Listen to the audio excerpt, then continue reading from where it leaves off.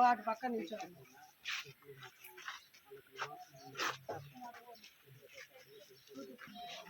ration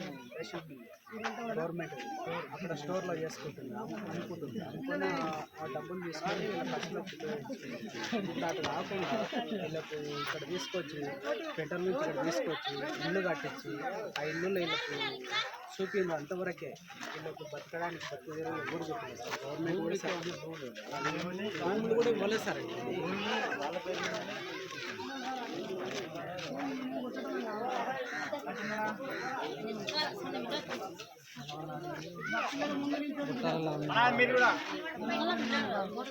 వాళ్ళు వీళ్ళంతా gather కానీ